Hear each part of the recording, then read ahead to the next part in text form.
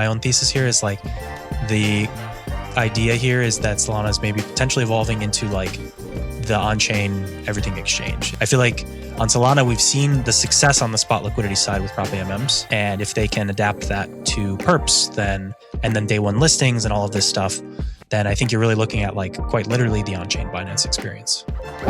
This episode is brought to you by Sablier, the leading on-chain solution for token distribution. You'll hear more about them later on in today's episode. Nothing said on Lightspeed is a recommendation to buy or sell any investments or products. This podcast is for informational purposes only, and the views expressed by anyone on the show are solely their opinions, not financial advice or necessarily the views of Blockworks. Our hosts, guests, and the Blockworks team may hold positions in the companies, funds, or projects discussed.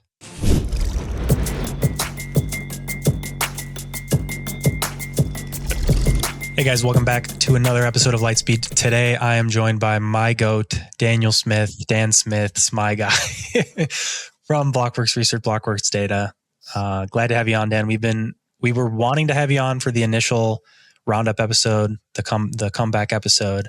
You couldn't make it then. Glad to have you now, back from Breakpoint. How you doing?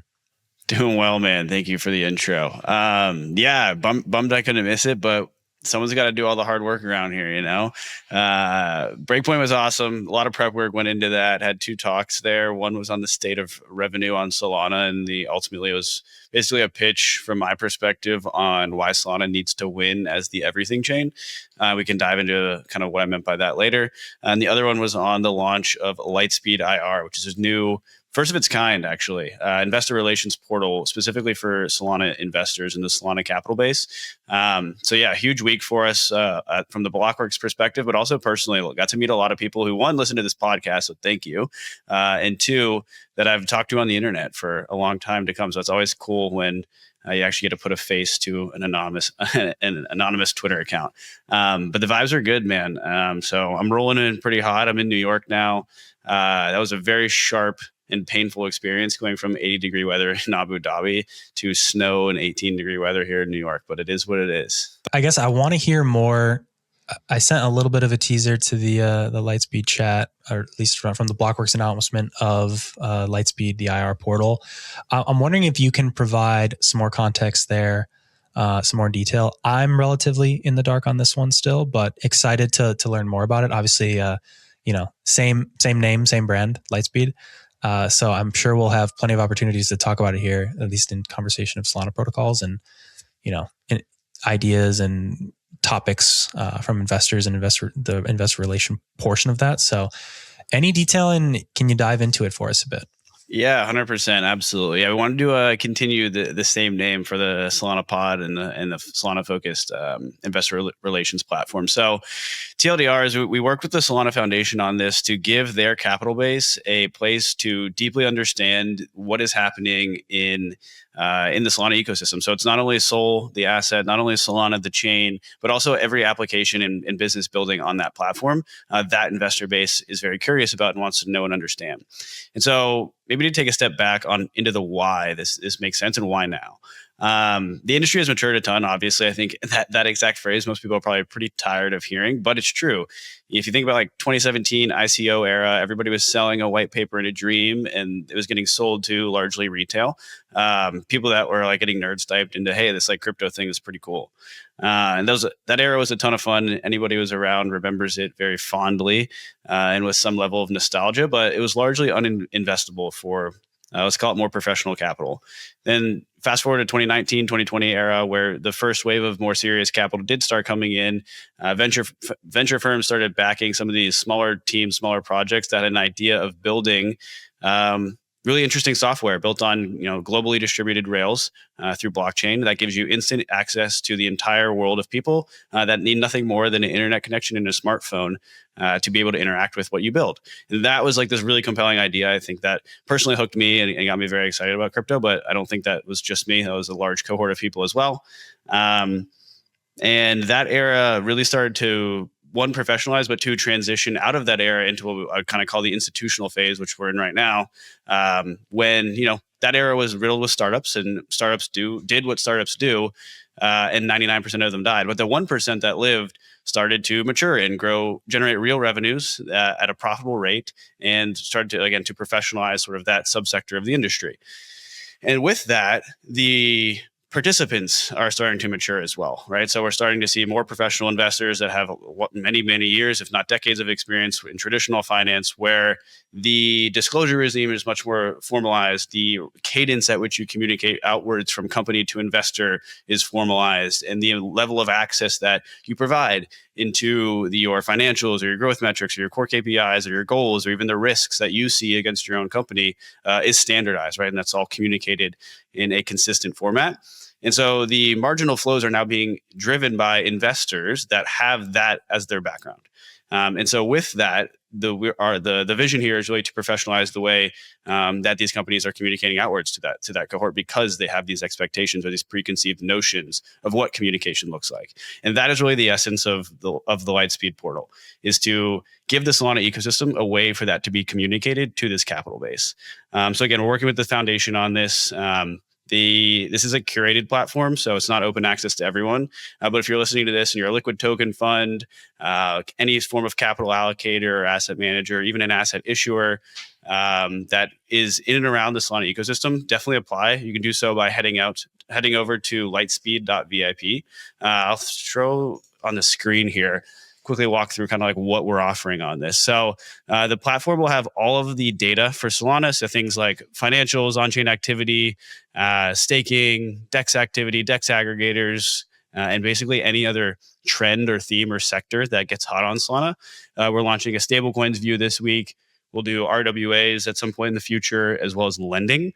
And then with the evolution of perps becoming more popular on Solana, we'll eventually have a perps view that is similar to what we offer for the DEXs today. But you'll notice it's not just Solana. Of course, it's every application that we cover from a data perspective on top of this as well, right? So you can access all the Jupiter data we have. You can access all the GeoNet, Helium, Pump Fund, Orca, Meteor, and so forth. That will all live directly within this platform. And so the interesting thing for these teams is that just by building on Solana, they're actually getting communicated outwards to this very important capital base. But it's not just data.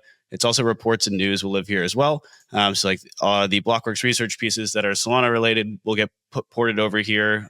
Carlos's monthly note on Solana will also live here. And then we'll also be doing more quarterly reports. So Helium is next out the door. Radium is already live, and we'll continue doing this on a regular cadence. So again, all of those communications live in one spot. So that's really the core essence of what we're building and kind of the why behind everything. Yeah, I would agree with you. Big theme as of late has been more institutions coming online, coming on chain, coming on board.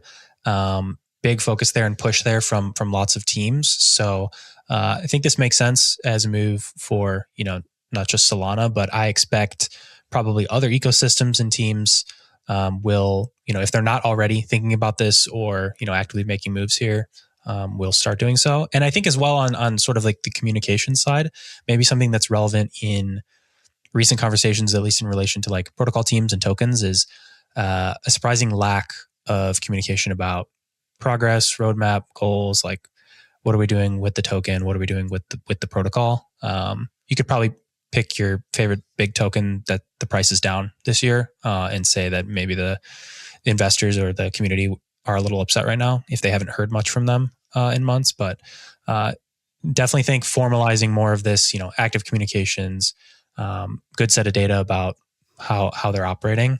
100%. It's bolstered by a platform like this. So really exciting.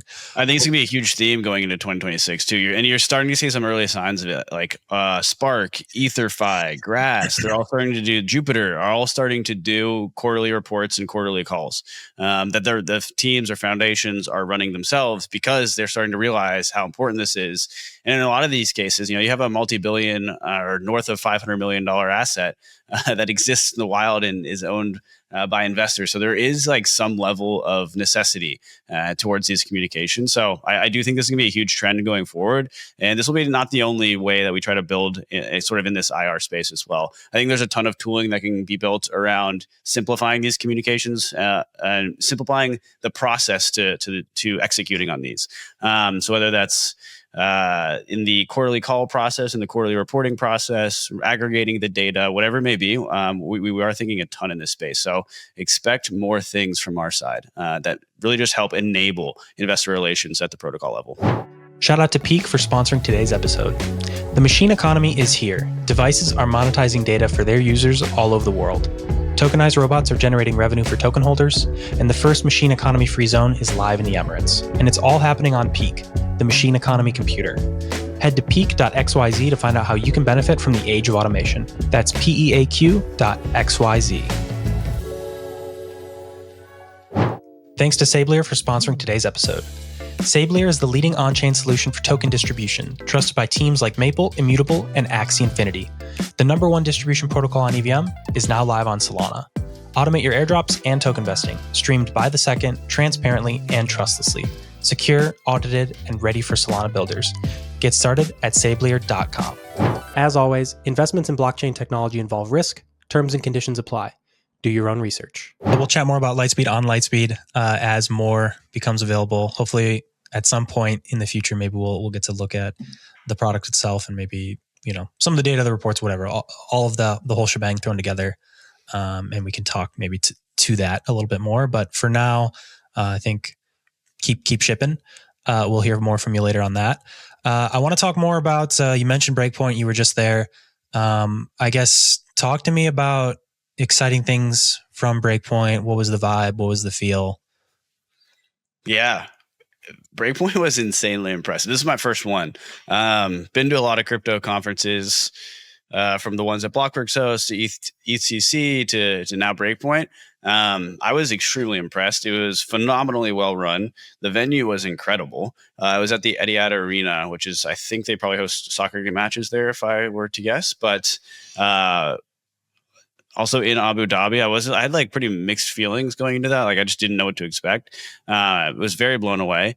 Had some like very interesting so it was on Yas Island within Abu Dhabi, which is it honestly feels a lot like Orlando. Like it's very concrete. There was theme parks there. There was the sports arenas there. It was like very commercialized and felt like built for Americans in a lot of ways, but super smooth experience. The vibes were good.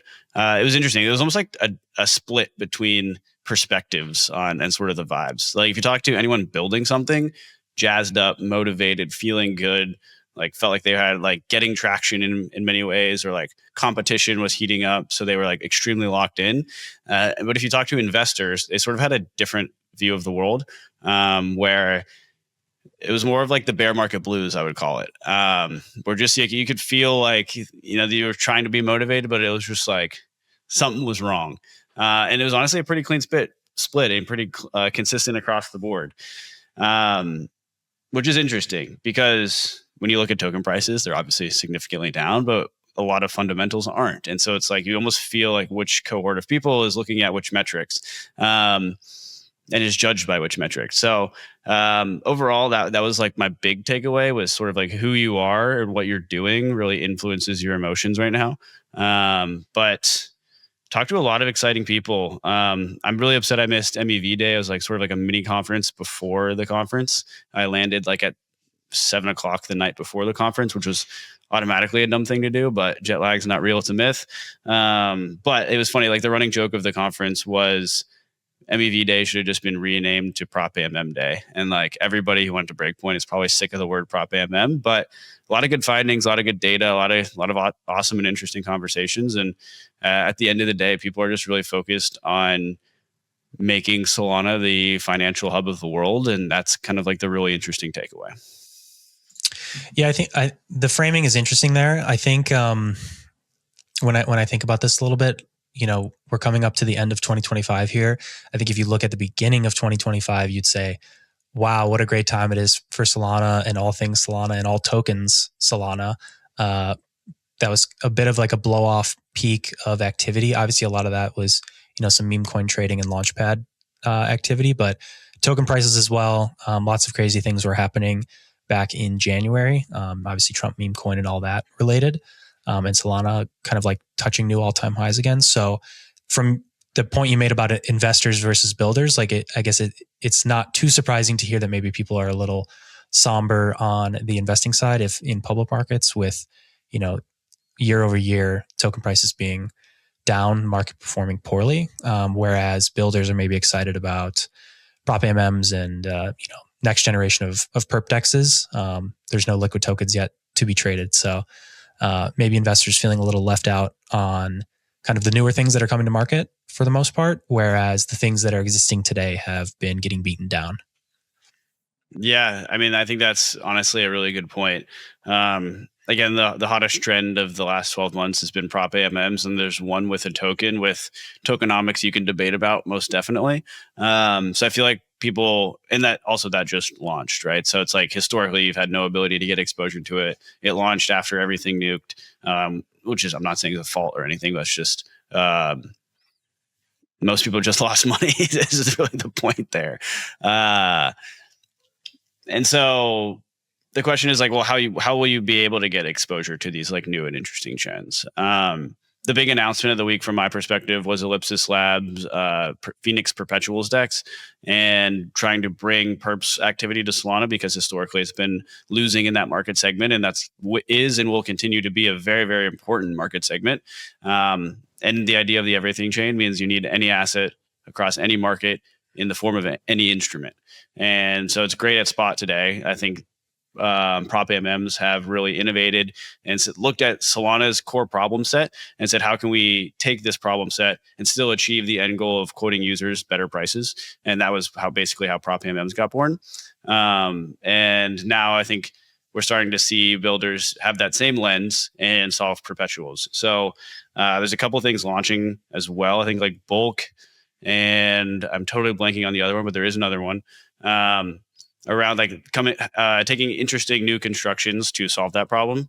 And so Bulk is, I think, mostly off chain and then settles back on chain, where Phoenix from Ellipsis Labs is fully on chain. And so I found the program on Mainnet and started poking around, and it looks like they've taken some of those core learnings from prop AMMs and said, hey, well, how can we bring the really good feature set of prop AMMs into perpetuals? And then I would define that as sort of twofold. One, really cheap, making it very cheap for market makers to update their orders or to quote more efficiently. And then the second one is to like basically inject arbitrary quoting logic into your quotes as a market maker. And so how prop AMMs do that, one is on the first piece so it's cheap to update quotes. You can move your entire liquidity curve with one Oracle update, and that Oracle update costs less than a penny. So when you can do that very, very rapidly, very, very cheaply, very, very frequently. And then on two, you can do any sort of flow segmentation you desire to do when quoting. So you can see the trade source, so what router it's using, if it's using a router, or if it touches like any contract that is historically proven to be malicious, or if it's you just know this address and you wanted to segment against that flow, you can do so in a prop AMM. So you can either just not trade against them at all or widen your spreads. You have a ton of options. And so the first piece, making markets more efficient for the market maker side of things by reducing the cost to quote, that looks like Phoenix is doing that with things called, they call it a spline. I'm not sure if that exists before, but that is how they're calling it in the program. And basically the concept is you have an order book, and you also have the ability to layer a like AMM like curve on top of that, right? So it gives you the ability to basically start a min price, a max price, and then the how deep your liquidity is within that range. So that would like sit on top of the book, and that book can also contain orders from more of a club style quotes. So that looks pretty interesting and does kind of solve that historical problem of if it's too expensive to quote, there's just not going to be liquidity because market makers won't participate. So Phoenix is in private beta right now. I think it's pretty gated.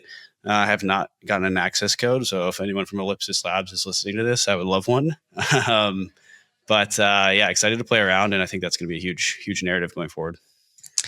Yeah, I know Dan's excited to farm all the points before anyone else can do so. I would like a code as well if there's going to be a point system.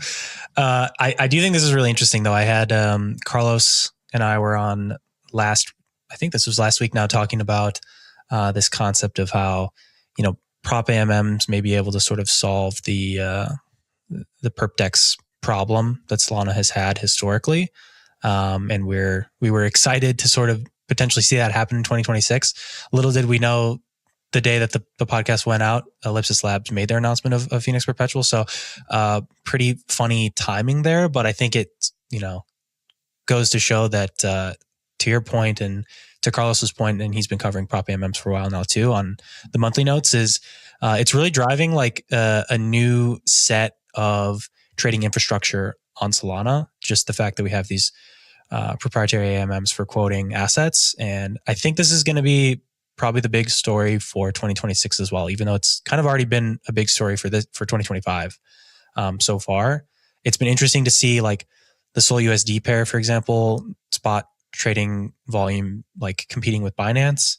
If you can extend that to more spot assets, but then also apply it to perps, you could be looking at, and this is kind of, I think everyone's saying internet capital markets now. It's just kind of like the phrase to say that means a lot of different things. But I feel like in my own words and my own thesis here is like the idea here is that Solana is maybe potentially evolving into like the on-chain everything exchange. It's like becoming the on-chain Binance. I think people like to say this about something like Hyperliquid, but that's really only been the perps part of the equation. They've really struggled to attract the spot liquidity. I feel like on Solana, we've seen the success on the spot liquidity side with prop AMMs.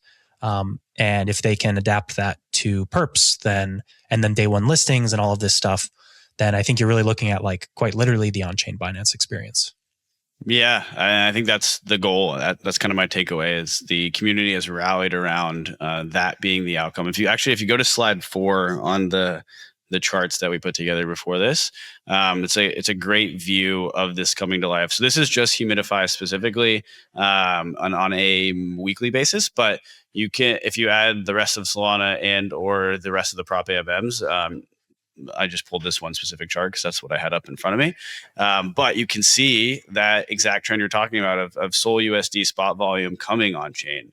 It's very, very, oh wait, I lied. This actually does have the other AMMs on there.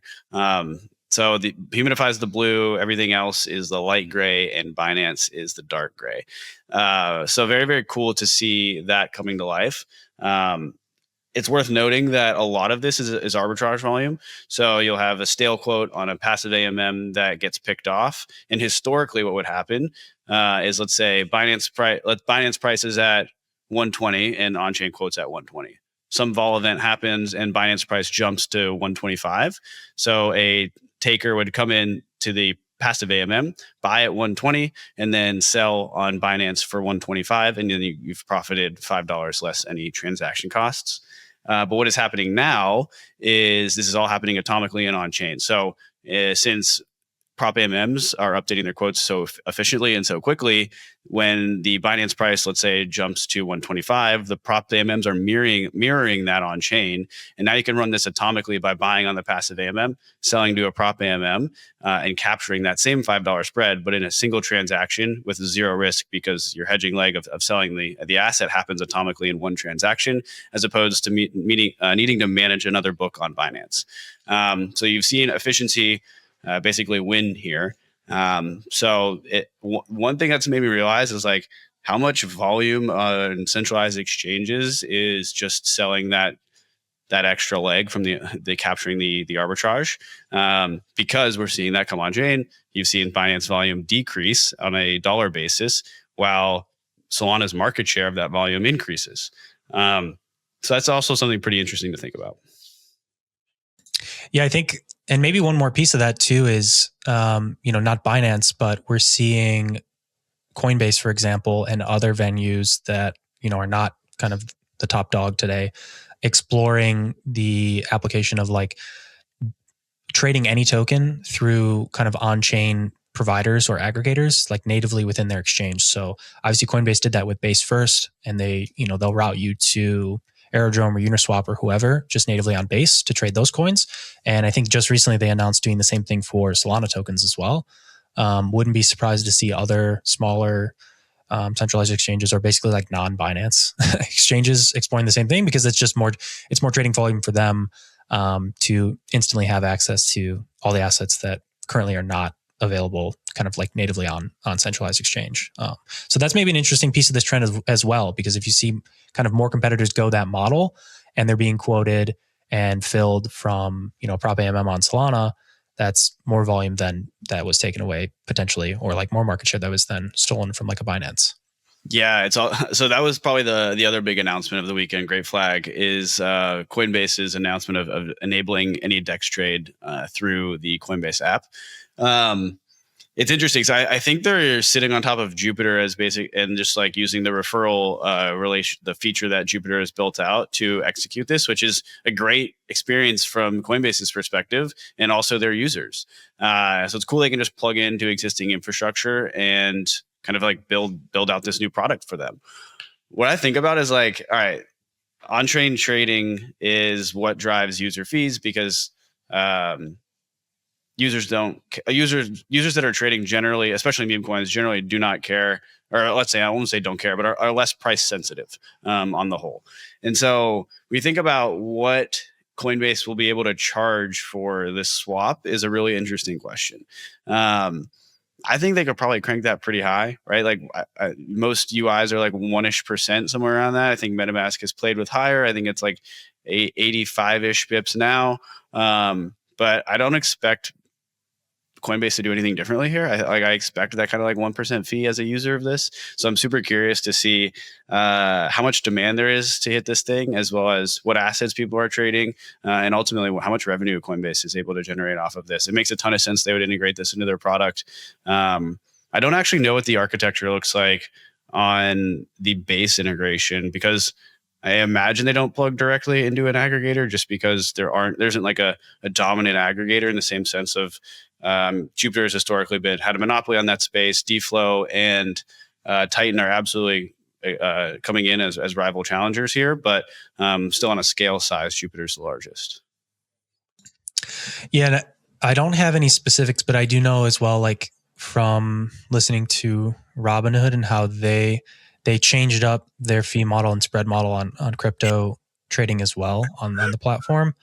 And from what I understand, they leaned even more heavily into expressing pricing power in terms of spreads on the exchange, like this past year, basically. And I don't know if that was a result of like maybe more retail activity, kind of like that was driven at the end of last year. But I would agree with you generally that like, I think they do have a ton of pricing power and they can lean into that. And we don't really need to see a race to zero, because with their fee models today, you don't see all of the user capital like driving off of the exchanges. It stays there.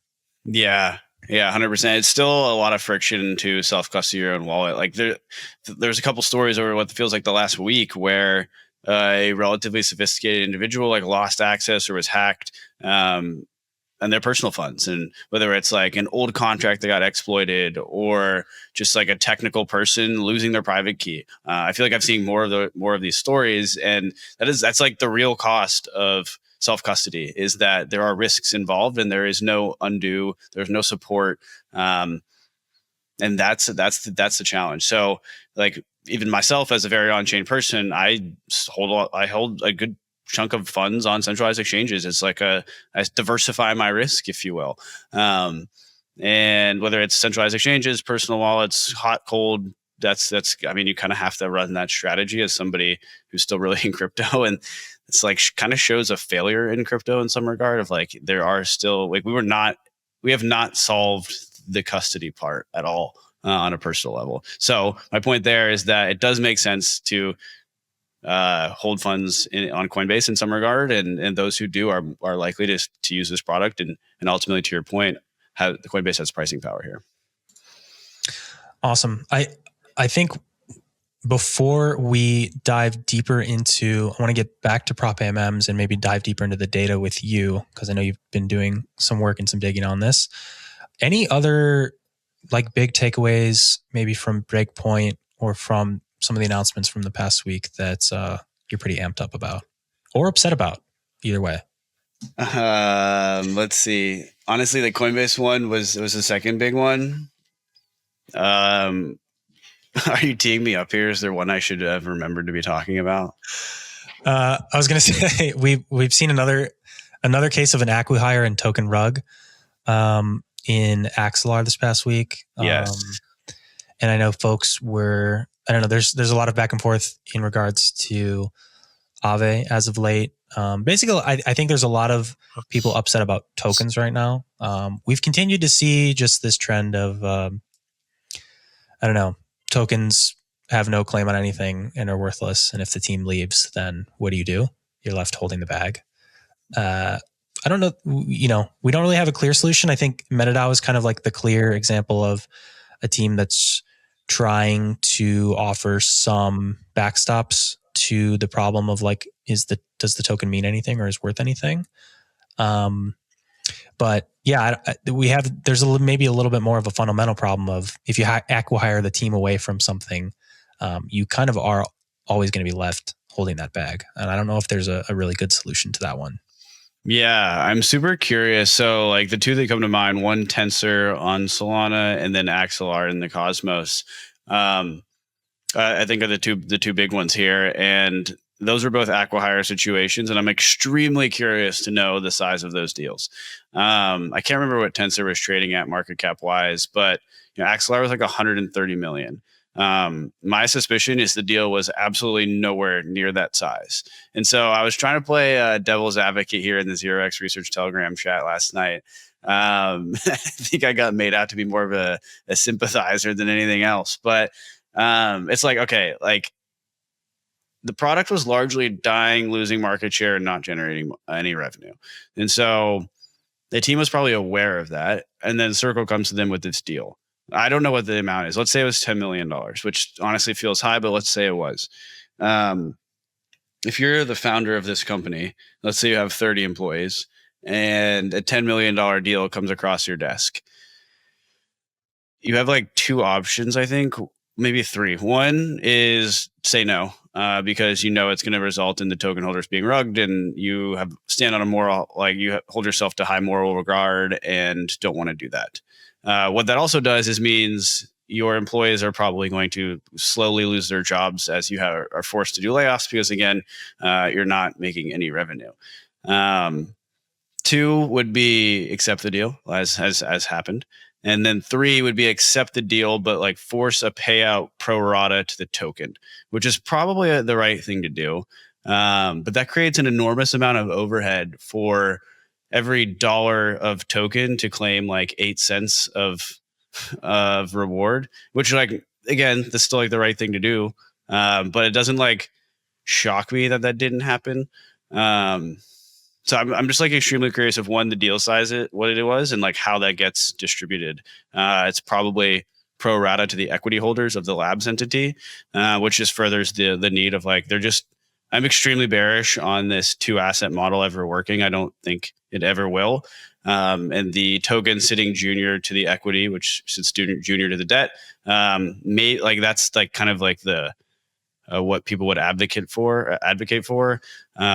But I just don't see how that ever is going to work. So pretty bearish on that. And I think a lot of onus is going to be on if you're launching a token today, there just damn well better not be an equity entity attached to it. Like it's just not going to work. And there are interesting people trying to solve this very hard problem, MetaDAO being one of them. But like I think the way you worded that actually makes a ton of sense because you called it like a backstop or protections against like a rug, which it is. Right. If like, I think like Avicii just launched. If the founder was just like, I'm quitting and stealing all the money I raised, like you can't because it sits in a treasury and it's locked through the futarchy and you physically can't. And if he left, then token holders would just vote for an unwind and take their disbursement and call it a day. However, if Apple just acquired them for $1 billion, I don't think the way it's structured today, there are protections. I could be wrong, and I'm very open to being wrong. I don't actually know that for certain, but it seems to me like that could still happen in a very similar way that like this Tensor thing just happened, or the Axelar thing. So the Aave thing is basically very similar to this in a lot of ways, minus the acquisition. But there's clearly a labs entity. There's clearly a DAO. And Mark Zeller and I have certainly had our disagreements in the past, but I have a ton of respect for the way he's actually fighting for the DAO.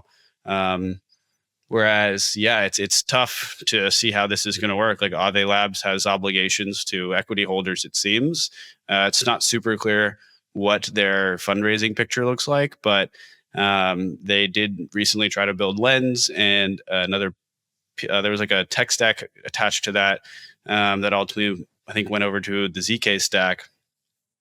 I imagine there was some raise for that. I don't know. I'm definitely guessing here, but based on them wanting to keep their sources of revenue, like it does seem like that. And so it's challenging. It's like you received a slug of tokens at the birth of the protocol, or you retained because you launched it a slug of tokens at the birth of the protocol, and that's like what this was for.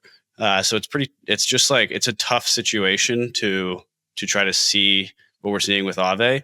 I understand why we're here. I think the regulatory picture at the time had a ton to do with that, and I don't fault Stani or anyone involved for like ending up here, but it's like it's clearly a problem. And me as like somebody who studies tokens, like I'm not interested in holding that token because there is this problem, and I don't know how it's going to get resolved because I think both parties are right, and so it's a pretty shitty scenario. Yeah, it's a tough problem. I agree. I think it's a problem that gets solved by some regulation, right? If you could tokenize and publicly trade all equity, and then we could just be trading tokenized equity and not tokens that are associated with all these teams, then that solves every single problem right there. Obviously, you could still have an acqui-hire that you get rugged on, but that is kind of that's an existing issue, I think, within sort of the equity world today as well. We've seen, I think Windsurf is maybe an example of that, of like the whole team getting sniped by Google, if I'm not mistaken. And so then the equity holders are sort of like, well, that sucks, man. That was our team. So that specific problem might be, a broader issue to solve. But yeah, I guess if I think about the MetaDAO example, I think technically the Treasury does have some legal right to the IP, but I guess if they're just hiring the team and they're not buying the IP and they're going to have them build some other product or some related product, then you still run into that trouble of like, sure, you can claw back the Treasury, but what if it becomes common for these tokens to trade at multiples of their Treasury? Then again, it's like it may fundamentally not be too different from the token of Axelar or whatever else going down 60% in one day off the announcement of the acqui-hire. So it's just kind of a tough problem that, you only get good outcomes by like good stewards and like trust in individuals to make decisions that are beneficial to token holders. And you don't have any, there's no explicit regs to sort of back you up as a token holder today. So just results in, you have to be very selective. I think it's a market where you have to be very selective about the tokens that you're interested in. Axelar's like not down that much too, which just makes me think like nobody is actually holding the token. Like there's nobody left to rug. Yeah, I mean that's another thing too. Is down like the valuation may be what the valuation is because perhaps it launched at a certain valuation and nobody wanted to buy it at that point, and maybe it's just been on this path of like insiders unlocking and just selling it into liquidity. It would almost make me ask the question of like who's providing liquidity for that at that point if nobody. I mean, the volume chart is so criminal. It hasn't done an ounce of volume in a decade, and then 4 days before the announcement, massive run up in volume of like that's literally more than a 10x in daily volume. Yeah, that's terrible. It's funny because I'm in 4K right here.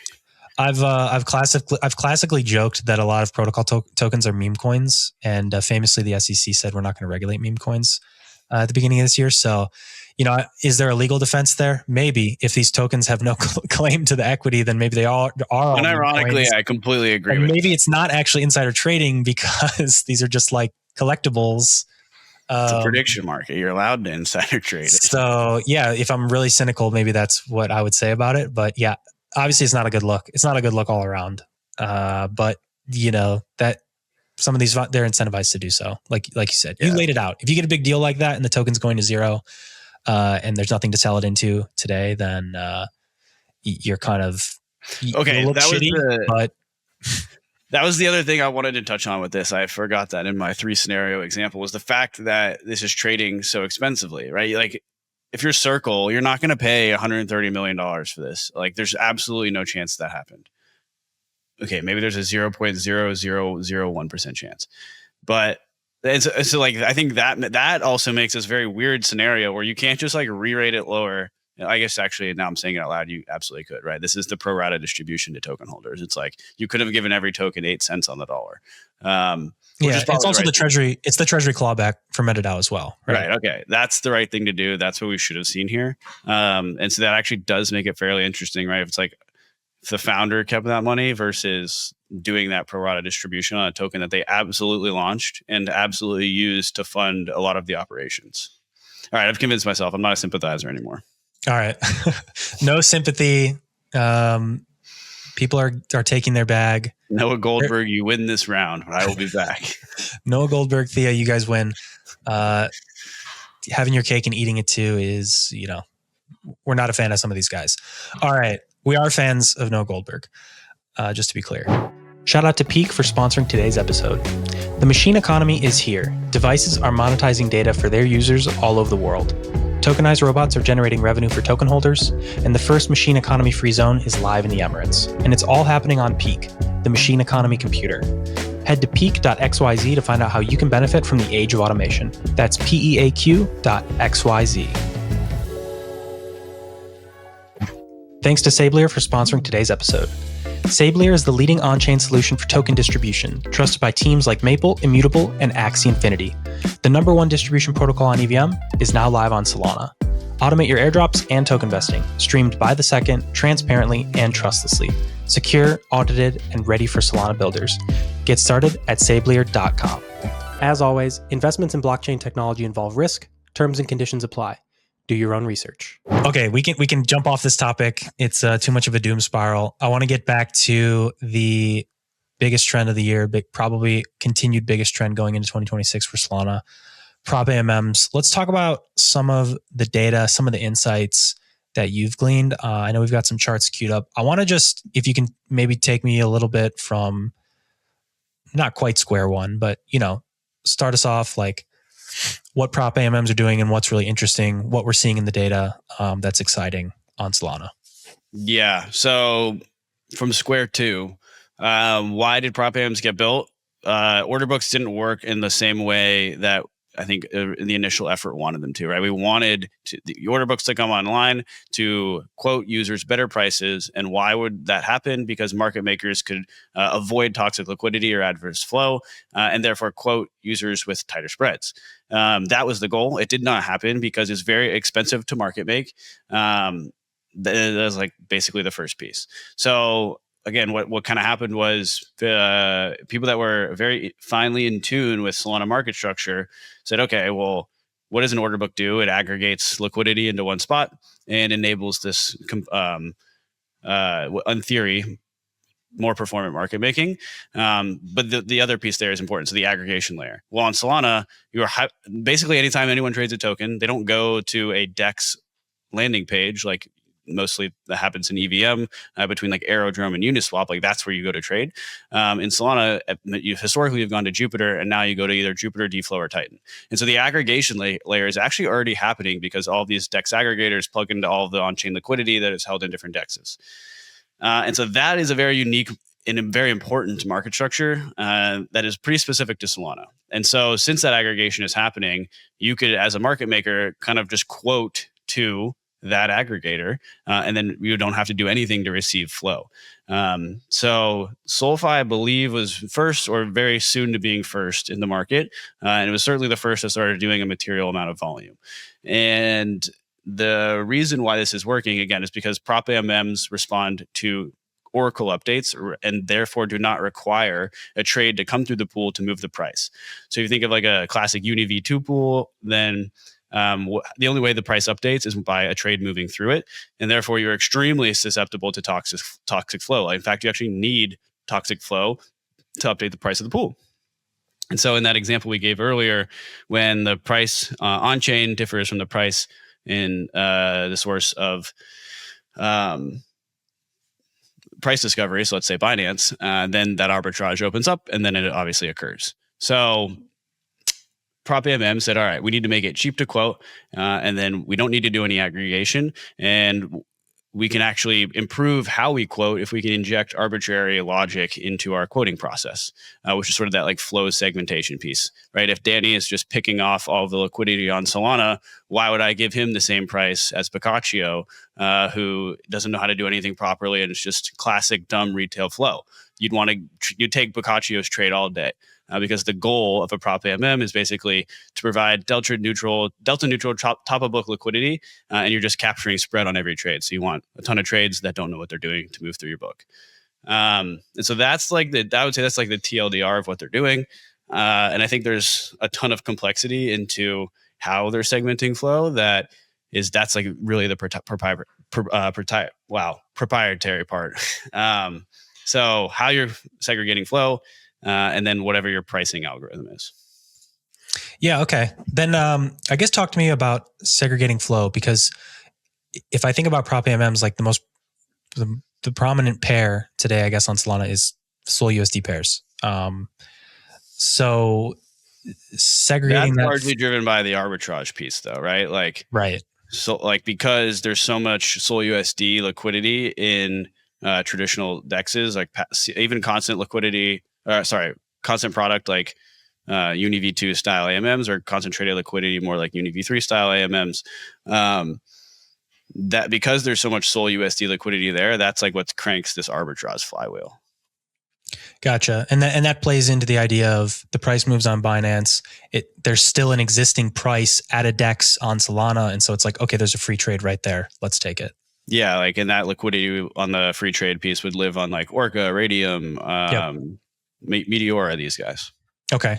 So then when we get outside of that, like if I think about OR is quoted by Humidify, as far as I understand, that's totally different, right? OR is not listed on a centralized exchange. So then to your point, then there is some focus here about potentially segmenting out. I mean, I guess my thought or my thinking would be probably all of the trading on OR would be uninformed retail flow, because that's the only person who'd want to buy or trade that coin. But if there are other prop AMMs quoting it, that may not be the case.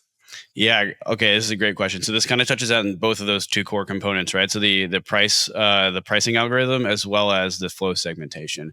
So like the simplest thing you can do is basically ping the Binance price, take that price, and then pull it on chain. And then you just constantly run that pipeline. That is one way to quote. Another one would be doing literally anything else. Like it's completely arbitrary, just like how you determine what the best price is. Maybe that's an aggregate of centralized exchanges. Maybe you've run a huge analysis and have a ton of alpha and realize the price on Bybit or OKX or Coinbase or whatever is actually the leading price source for a certain pair. Maybe at different times of the day, it's a different leading price source. And so there's like a million different things you can do. And then all you're doing is putting a number on chain and then moving a curve of liquidity around it. So in the case of OR, you're right. There are no centralized exchange listings, so there's nowhere to pull it from. Maybe you're pulling from other on-chain sources and seeing what prices they're quoting at. Maybe you're just arbitrarily cooked up an algorithm to quote the price of OR. I have no idea when it comes to that. But the point being is like you can have price discovery in a prop AMM because the quoting logic is fully arbitrary and it can respond to changing market conditions. So the second piece on like the flow segmentation, what they're definitely doing is looking at like the aggregator you come from. So if there's like, let's say an aggregator you can only access by trading in a wallet, or if there's a flag within that wallet that said, hey, this came from Phantom or OKX wallet or whatever, that you want that all day long. Quote that at less than a BIP. That's going to make you happy. Whereas if you, so there's this like somewhat famous trader, YubQ so it's YUBQ, or like the first four letters of the address. Yeah, you don't want to trade against this guy. He's actually quite good. He's certainly sophisticated and he knows what he's doing. I don't know for certain, but it looks like the most prop AMMs have blacklisted this address, whereas Humidify kind of somewhat famously has not. And if you run their markouts, they actually lose money on the 1 second mark out. So they don't have any like immediate alpha. I don't think I put this chart in the slides, but I can pull up the tweet here in a second. But it seems like their max point of their alpha is like a 30-second mark. So either they're like moving the market themselves with their trades, or they have some short-term momentum strategy they're running. But it's extremely interesting to kind of run the alpha decay analysis on this and see like where their markouts are most potent, if you will. So the point is you want to like avoid that guy and take the retail wallet flow all day. Gotcha. I think that makes a lot of sense. And yeah, we had Kevin from Humidify on the pod on a live stream a couple weeks ago. And that he did say specifically that they've tried not to blacklist addresses and, tried to use that as like a bit of a competitive angle to improve their pricing, their quoting. Meanwhile, maybe some of the other teams have been leaning into kind of figuring, there's a bit of a game there, right? You can blacklist an address, but you can spin up infinitely many addresses on chain. So then it's some game of figuring out, whatever techniques these may be, trying to fingerprint, an address is sourced in this particular way from an exchange or some other means. Maybe you have a degree of confidence that it's, that same entity again, and you just keep blacklisting them over and over again or something along those lines. Yeah, I think at the end of the day, there's money to be made here, and therefore you're going to see really sophisticated, really complex strategies being run to avoid these, or like to basically identify or segment these traders. And one thing that Humidify does very interestingly, I can share a screen here, is this my screen? Okay, yeah, it is. Cool. All right, so they are by far the most active in terms of number of Oracle updates. So you can see here on this chart, this is Sharples put this one together. Huge shout out to Sharples. He has done an enormous amount of the work on our prop AMM and largely our Solana DEX trading. Got nothing but tons of respect for that man. But this chart here specifically shows the weekly number of updates. And so they do run, it'd be interesting to look at this chart in the sense of only Sol USD, because I think Humidify might have the most markets, but not 100% certain there. But point being, they are updating more frequently than everybody else. And so I don't know why that is yet, but it's definitely noticeable that they're doing this. And so potentially they're having some more success in terms of volume because they're more frequently updating. And therefore, like every time they update, that creates the potential for these atomic arbitrage transactions. But I don't know, still trying to dive into that specific fact. And also, if anything I say on here is wrong and or somebody knows an answer to, please yell at me publicly or privately. I would appreciate it. Yeah, definitely reach out. We'd love to hear it. I guess maybe another point to that would be if they're, as far as we know, if they're the only team that's not actively blacklisting some of this more informed flow or toxic flow, that would be another source of just additional volume that the other venues are not quoting. Right. And like that could also be related to why they're not blacklisting, is because they want to update so aggressively such that it is extremely challenging to pick them off. And if that is their strategy, then anytime someone's picking them off, there is something to be learned on the why that is occurring. And so potentially that's why I'd want to not pick them off. But yeah, I don't know for certain. Their markouts are positive on all time frames, and against Solfi and Humidify, they do have the most positive markout on the 1 second, 3 second, 5 second, 30 second, and 1 minute markout, which is impressive, right? So it's like the question is ultimately, I think this is the 30 second markout you're showing, and so it's super interesting. It's like 10:10 was obviously huge. They shut off for 45 minutes. Based on the looks of this chart and the huge vol event that happened and how positive the prop AMMs markouts were on this period, it definitely begs the question of like, they probably didn't want to be off during that point in time. There's a ton of money to be made in vol events if you're quoting properly. So that's also something to keep in mind when about these things as well. And this specific chart doesn't show it, but if you do plot constant product or concentrated liquidity AMMs against this over the same time horizon on the same Sol USD pair, they are negative, right? So like problem was identified, solution was created, and I think that's really a testament to the Solana builder community. Yeah, I was going to say, if you asked me to guess, I was going to say, okay, just take the inverse of this chart. And I'm guessing it looks a lot like the inverse of this chart. Yeah. Okay. I guess we have a couple more charts I want to tee you up for these because I think it's interesting. Talk to me about, so a big piece of this is the Oracle update piece, how fast you're updating those Oracles, and then, basically constantly dropping new quotes for effective pricing of assets.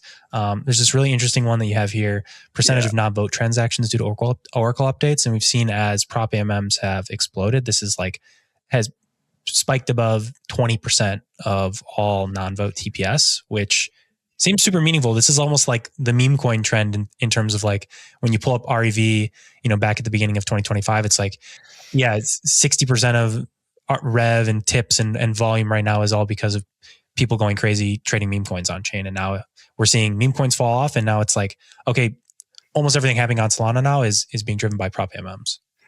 Yeah, this is interesting, right? So this is 175 TPS of market makers competing to offer users a better price, which is fascinating to me. So the huge knock against Solana, as you well point out, was it's just a meme coin chain.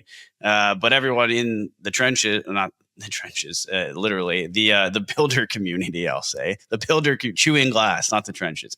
The takeaway was like nobody's realizing how much we're learning from this much usage occurring on the chain, which sounds great in theory, but if it doesn't produce anything down the line, then nothing actually happened. But we're seeing the outputs of the trial by fire from a year or two ago. So that's my personal takeaway. And this chart is from November of last year. So this is not just like a week trend, a 2-week trend, a 1-month trend. This is like an 18-month trend in the making. And I think this number probably 10x's and continues its march higher. Right now, there's something like 30 to 50 different pairs being quoted by prop AMMs. And what happens when they start quoting X stocks and bringing on more of those, and then bringing in different types of credit instruments or different types of Forex instruments that start getting traded heavily and therefore quoted. You can start to see a world where like this number goes much higher, and therefore the trading activity that occurs also goes much higher. I think it's the next chart, but I don't know if I ended up putting it here. I did. Okay, so that's 20% of transactions. It's worth noting it's only 2% of REV because these Oracle update transactions are so optimized and so efficient. They're extremely cheap, and that's like literally the whole point. Is you can move your prices as a market maker for very, very cheap. And so if this was expensive, then therefore that wouldn't be true, and therefore it wouldn't exist and wouldn't happen. So that is important to remember. Of like the path to the whole 1 million TPS meme is selling more units at a lower cost forever. And so we're starting to see what those units are, because even just 6 months ago, it didn't feel extremely obvious what those units would be. But as sort of like this march towards the everything chain, every asset, every market, every instrument, it starts to, you kind of put the picture in your head. And like now with more competition around bringing perps on chain, you can start imagining like, okay, even if it's just the same set of assets as sort of the next step, but it's a new instrument, that is still going to increase the amount of activity related to trading these assets.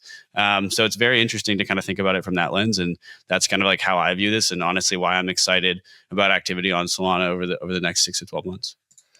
Yeah, I think this chart, and I tried to tee you up for it, so you're welcome. But I think this chart is you're a good man.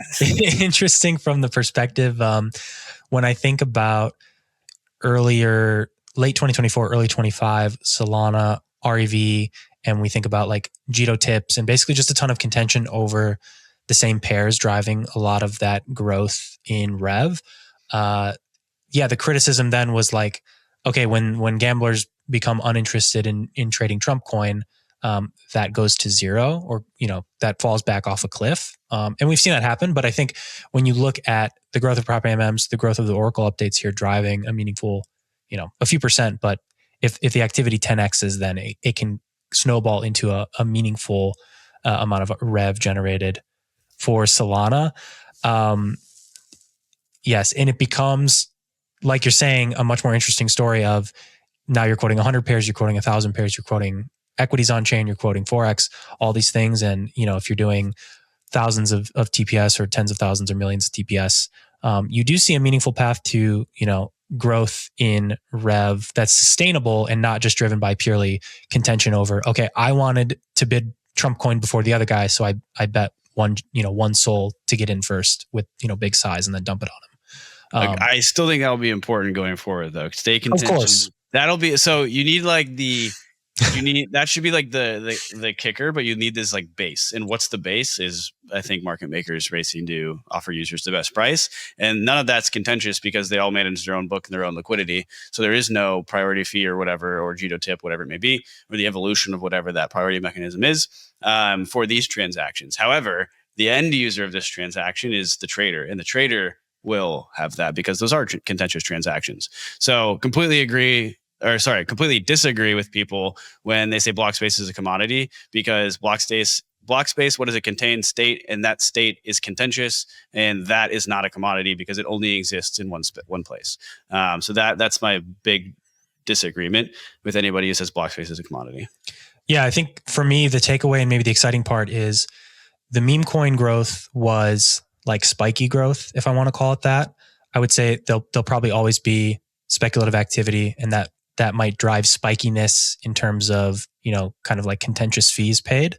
But you could see growth from this perspective of Oracle updates, prop AMMs, continuous quoting of more assets being kind of like consistent growth under the hood, that when spiky activity comes along, that's like a boost. Meanwhile, this is happening the entire time, which we weren't seeing necessarily before, and we are seeing, now since, over this past year, which is exciting. I think that's kind of like the trend that you were hoping to find if you were maybe looking at the meme coin activity thinking, okay, when does this turn into like something more real and durable?